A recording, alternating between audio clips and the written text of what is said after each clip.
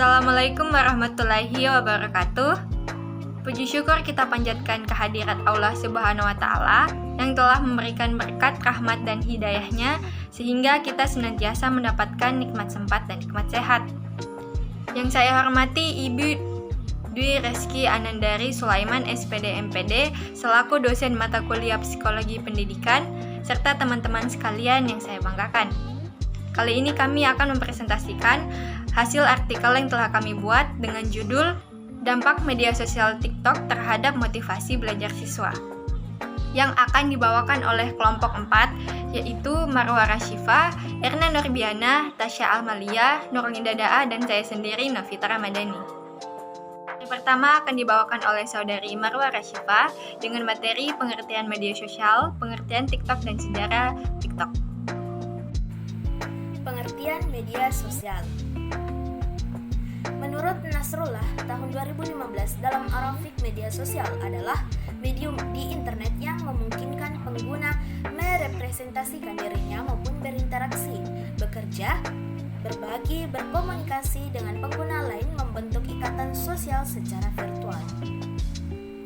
Andreas Kaplan dan Mikhail Helenin dalam Arafik mendefinisikan media sosial sebagai sebuah kelompok aplikasi berbasis internet yang membangun di atas dasar ideologi dan teknologi dan yang memungkinkan penciptaan dan pertukaran user-generated content.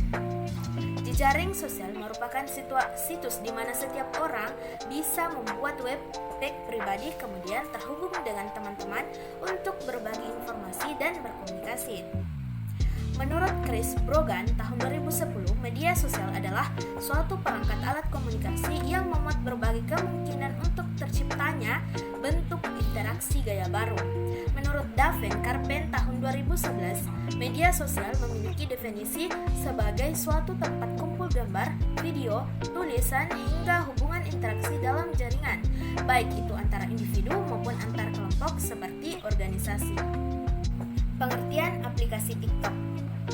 Aplikasi TikTok adalah aplikasi sosial media online berbasis video yang memberikan special effect unik dan menarik yang dapat digunakan oleh penggunanya dengan mudah sehingga dapat membuat video pendek dengan hasil yang keren serta dapat dipamerkan kepada teman-teman atau pengguna lainnya. Berdasarkan pendapat di atas, aplikasi baru yang banyak penggunanya yaitu aplikasi TikTok. Karena di aplikasi TikTok, siswa bisa berinteraksi dengan orang yang tidak kita kenal. Pembuatan konten video pendek pada aplikasi TikTok yang waktunya hanya 30 detik bisa menghasilkan video dengan berbagai macam aplikasi edit yang kekinian yang menggabungkan video dengan musik-musik yang menarik tentunya dengan musik yang terbaru dan kekinian. Sejarah aplikasi TikTok.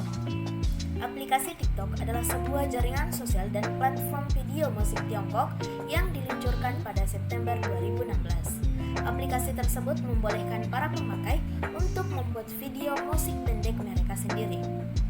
Sepanjang kuartal pertama 2018, TikTok mengukuhkan diri sebagai aplikasi paling banyak diunduh, yakni 45,8 juta kali. Jumlah itu mengalahkan aplikasi populer lainnya semacam YouTube, WhatsApp, Facebook, Messenger, dan Instagram. Ada sekitar 10 juta pengguna aktif aplikasi TikTok di Indonesia. Mayoritas dari pengguna aplikasi TikTok di Indonesia sendiri adalah anak milenial usia sekolah atau bisa dikenal dengan generasi Z.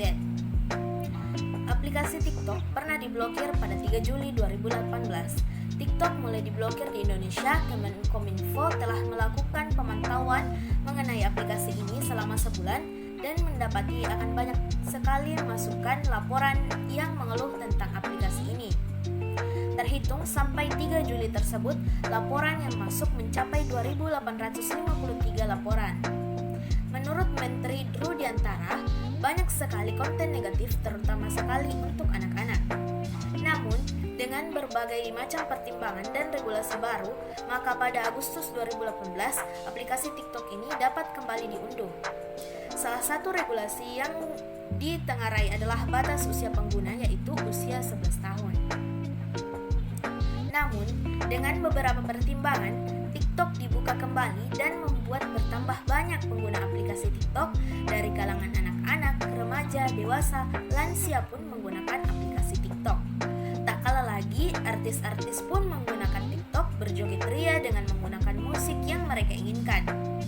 Banyak remaja mengunduh aplikasi tersebut dan menggunakannya sebagai ajang eksistensi diri dengan membuat video-video sekreatif mungkin dan semenarik mungkin. Baik, itulah pemaparan materi dari Saudari Marwa Rashifa. Materi selanjutnya akan dibawakan oleh Saudari Nurlinda Daa dengan materi faktor-faktor yang mempengaruhi penggunaan aplikasi TikTok, pengertian motivasi belajar dan fungsi motivasi.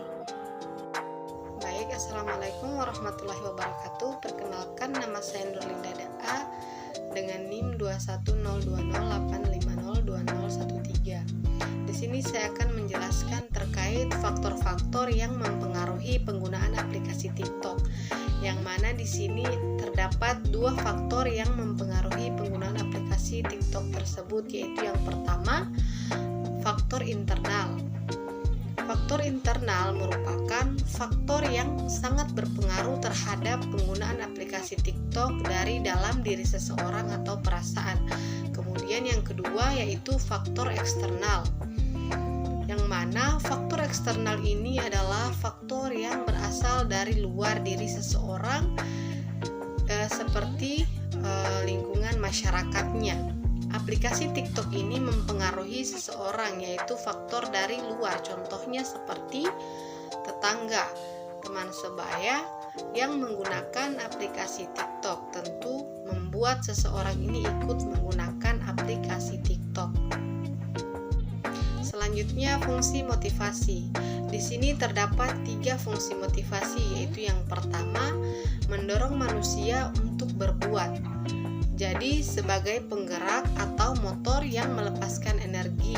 Motivasi dalam hal ini merupakan motor penggerak dari setiap kegiatan yang akan dikerjakan. Kemudian yang kedua yaitu menentukan arah perbuatan, yakni ke arah tujuan yang hendak dicapai. Dengan demikian, motivasi dapat memberikan arah dan kegiatan yang harus dikerjakan sesuai dengan rumusan tujuan. Kemudian yang ketiga yaitu menyeleksi perbuatan. Menyeleksi perbuatan yakni menentukan perbuatan-perbuatan apa yang harus dikerjakan yang serasi guna mencapai tujuan dengan menyelesaikan perbuatan-perbuatan yang tidak bermanfaat bagi tujuan tersebut. Itulah pemaparan materi dari Saudari Nurlinda Daa. Materi selanjutnya akan dibawakan oleh Saudari Tasya Amalia dengan materi faktor-faktor yang mempengaruhi motivasi belajar, unsur-unsur yang mempengaruhi motivasi belajar, dan dampak positif yang ditimbulkan akibat kecanduan bermain TikTok. Faktor-faktor yang mempengaruhi motivasi belajar. Motivasi belajar merupakan segi kejiwaan yang mengalami perkembangan, artinya pengaruh oleh kondisi fisiologis dan kematangan psikologis siswa. Menurut Syamsud Yusuf dalam skripsi Rima Rahmawati 2016, motivasi belajar dapat timbul karena beberapa faktor, yaitu yang pertama faktor internal. Faktor fisik. Faktor fisik merupakan faktor yang mempengaruhi dari tubuh dan penampilan individu. Faktor fisik meliputi gizi, kesehatan, dan fungsi-fungsi fisik, terutama panca indera. 2. Faktor fisiologis. Faktor psikologis merupakan faktor intrinsik yang berhubungan dengan aspek-aspek yang mendorong atau menghambat aktivitas belajar pada siswa. Faktor ini menyangkut kondisi rohani siswa. Kedua, faktor eksternal. Faktor sosial merupakan faktor yang berasal dari faktor di sekitar lingkungan siswa, meliputi guru, teman sebaya, orang tua, tetangga, dan sebagainya. Kedua, faktor non-sosial. Faktor non-sosial merupakan faktor yang berasal dari kondisi fisik di sekitar siswa, meliputi keadaan udara seperti cuaca, panas, dan dingin, waktu, pagi, siang, dan malam, tempat, sepi, bising, atau kualitas sekolah, tempat siswa belajar, dan fasilitas belajar. Adapun unsur-unsur yang mempengaruhi motivasi belajar yaitu yang pertama, cita-cita dan inspirasi siswa. Cita-cita yang merupakan motivasi belajar intrinsik maupun ekstrinsik, sebab tercapainya suatu cita-cita akan mewujudkan kualitas diri. B. Kemampuan siswa. Keinginan seorang anak perlu dibarengi dengan kemampuan atau kecakapan mencapainya. Secara ringkas dapat dikatakan bahwa kemampuan akan memperkuat motivasi anak untuk melaksanakan tugas-tugas dan perkembangan. C. Kondisi siswa. Kondisi siswa meliputi kondisi jasmani, rohani, dan mempengaruhi motivasi belajar. Seorang siswa yang sedang sakit, lapar, atau marah-marah akan mengganggu perhatian belajar. Sebaiknya, seorang siswa yang sehat, kenyang, gembira akan memuaskan perhatian pada penjelasan pembelajaran. Dengan demikian, kondisi jasmani dan rohani siswa mempengaruhi pada motivasi belajar. D. Kondisi lingkungan siswa. Lingkungan siswa dapat berupa keadaan alam, lingkungan tempat tinggal, pergaulan sebaya, dan kehidupan masyarakat. Sebagai anggota masyarakat, maka siswa dapat mempengaruhi oleh lingkungan sekitar. Bencana alam, tempat tinggal, dan yang berkeliaran antara siswa akan mengganggu kesungguhan belajar. Sebaiknya kampus, sekolah yang indah, pergaulan siswa yang rukun akan memperkuat motivasi belajar. E. Unsur-unsur dinamis dalam belajar dan pembelajaran. Lingkungan belajar dan pembelajaran siswa mengalami perubahan. Lingkungan budaya siswa yang berupa televisi dan film semakin menjangkau siswa. Kesemua lingkungan tersebut didinamiskan motivasi belajar. F. Upaya guru membelajarkan siswa adalah upaya dalam mempersiapkan diri untuk membelajarkan siswa, mulai dari penguasaan materi, cara menyampaikan materi, menarik perhatian siswa, dan mengevaluasi hasil belajar siswa. Dampak yang timbul akibat kecanduan bermain TikTok. Aplikasi TikTok yang berasal dari Cina ini merupakan aplikasi untuk membuat video pendek yang dilengkapi fitur musik dan lainnya. Dan saat ini aplikasi tersebut sedang booming di Indonesia. Adapun beberapa dampak positif dari aplikasi TikTok adalah sebagai berikut. Yang pertama, untuk update berita. Di TikTok sendiri, kita dapat melihat berbagai macam berita yang telah disajikan. Semenarik mungkin, dapat berolahraga dan jogging dengan musik yang telah ada. Dapat memiliki teman di luar, dapat menjadi media pendidikan juga, dan beberapa video yang bagus. Selain itu, aplikasi TikTok kita juga dapat mempelajari cara mengedit video dengan bagus dan menarik. Kedua, memperoleh pendidikan atau pengetahuan yang luas. Dengan menggunakan aplikasi TikTok, setiap orang dapat mempelajari banyak hal baru dari konten yang berasal dari video pendek dan teks yang ditampilkan, sehingga orang yang malas membaca teks panjang akan lebih tertarik dengan video karena TikTok memiliki tampilan yang menarik dan unik. Ketiga, saran berolahraga. Dengan adanya aplikasi ini, tubuh menjadi banyak gerak karena aplikasi TikTok sebagian besar kontennya berupa olahraga dan jogging, yaitu dengan iringan musik. Hal ini membuat semua orang yang hanya di rumah selama periode pandemi menjadi rajin bergerak dan bisa menjadi media sosial hiburan dan mengatasi stres. Keempat, pengembangan inovasi. Pengetahuan dan keterampilan dapat membuat konten yang menarik. Keahlian, kreativitas, dan inovasi diperlukan dengan mempelajari dan mengembangkan keterampilan. Hal ini dapat meningkatkan berbagai keterampilan dan inovasi. Pasalnya, melalui aplikasi TikTok, orang mulai nyaman menunjukkan bakat dan kemampuan yang dituangkan dalam konten TikTok. 5. Melatih kepercayaan diri. Aplikasi TikTok mampu melatih kepercayaan diri seseorang. Pengguna aplikasi TikTok tersebut sangat antusias bersaing karena munculnya di depan umum. Konten yang tampil membuat semua orang ingin menampilkan hal yang terbaik untuk ditonton audiens yang luas. Keenam, menambah teman dan penghasilan. Konten viral yang dihadirkan TikTok sangat berdampak pada kehidupan sosial ekonomi yang dihasilkan, seperti meningkatkan teman-teman akan menambah hubungan setiap orang. Aplikasi TikTok juga dapat menjadi sumber pendapatan ekonomi seseorang untuk memenuhi kebutuhan sehari-hari. Baik, itulah pemaparan materi dari Saudari Tasya Amalia. Materi selanjutnya akan dibawakan oleh Saudari Erna Nurbiana. Hubungan serta pengaruh TikTok terhadap motivasi dan pembelajaran siswa. Selama masa pandemi yang merupakan masa di mana pengguna TikTok menaik pesat, seseorang bisa berdiam diri di dalam ruangan hingga menghabiskan selama 7 jam sehari bermain TikTok untuk mengatasi kebosanan. Konten TikTok yang tidak ada habisnya dan akan memberikan konten-konten yang sesuai kesukaan penggunanya. Hal ini mengkhawatirkan psikolog karena prefrontal cortex yang bertanggung jawab untuk kontrol impuls dan fungsi eksekutif yang tidak sepenuhnya berkembang sampai usia 25 tahun.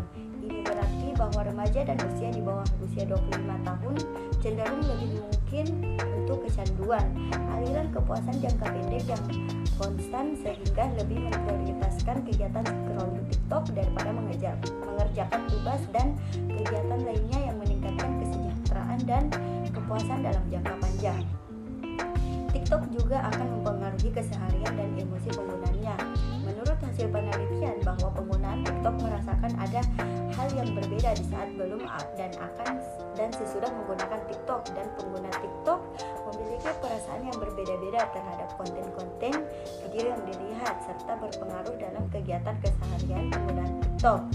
Media sosial TikTok membuat penggunanya merasa senang, bahagia, terinspirasi, termotivasi, dan lain-lain menurut Kairi Leviani tanpa tahun.